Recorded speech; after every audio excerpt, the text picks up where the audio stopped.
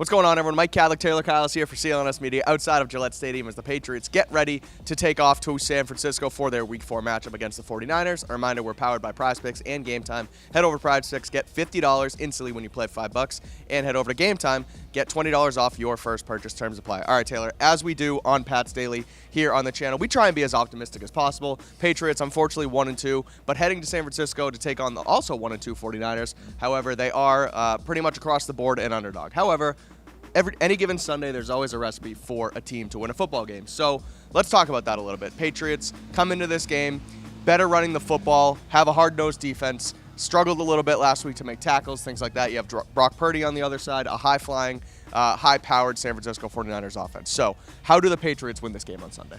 Well, the first step, I think it's going to be establish the run. Obviously, that was the real big theme of this week for the Patriots offense. After last week, Alex Van Pelt said they wanted to establish more of the passing game, stretch the ball a little bit, because, to be fair, the passing game has been congested, but unfortunately, the Jets didn't respect the threat of the run, and it kind of just blew up the play-action scheme in the Patriots' faces. This week, you can't afford to have that. You're talking about a 49ers defense that, while depth is pretty shallow relative to what we typically see from San Francisco, they've got superstars at every level of the defense. Nick Bosa up front. Also, Malik Collins, a very good interior defensive lineman. Then Fred Warner, the best linebacker in football. And Charvarius Ward, one of the best cornerbacks in football. This is a veteran group. Very smart, very talented, similar to the Jets. David Andrews even said schematically it's pretty much the same defense because of Robert Saleh's ties to San Francisco. So you're going to want to make sure that you are not one-dimensional. And a big advantage the Patriots actually have is the 49ers have not been good defending duo runs. That's downhill gap scheme, basically power without a puller, where you are trying to put the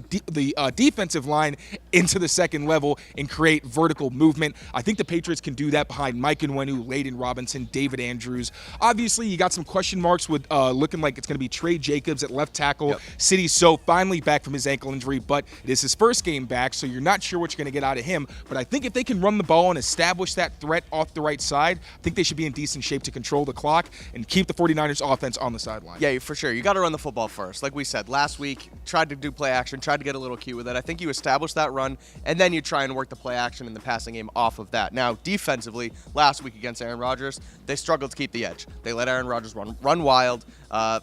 First downs, conversions, things like that. Brock Purdy, another mobile quarterback, kind of sneaky mobile, just like Rodgers. What do they have to do this week defensively to hold down, that 49ers offense? Keep them in the pocket. Yesterday we spoke to outside linebackers coach Drew Wilkins, and he kind of joked when I asked, so I wanted to, I had a question about contain, and he goes, oh, finally, a question about contain, because I didn't know this, but a bunch of other people had apparently already asked him. But that's because that has been the biggest problem with this Patriots defense. Now, we've seen isolated incidences, like last week with the tackling, which we think will be better. The week before that, there were a few busted coverages.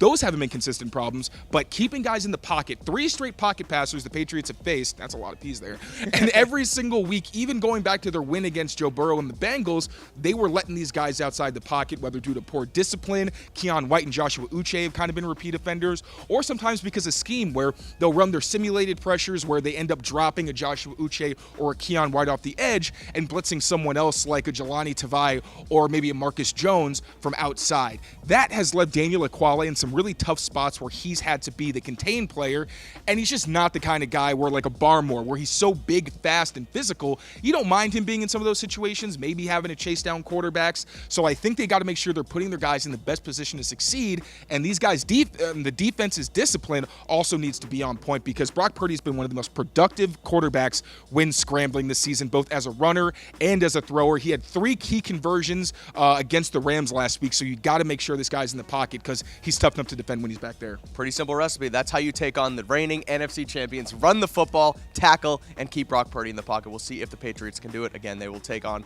the San Francisco 49ers this weekend, 4 p.m. kickoff from Santa Clara. Myself, Tayler Kyles, will have you covered all weekend long here on Patriots Press Pass, ahead of that game, during that game, and following that game. So make sure you keep it here on Patriots Press Pass and check out all of our written work on clnsmedia.com.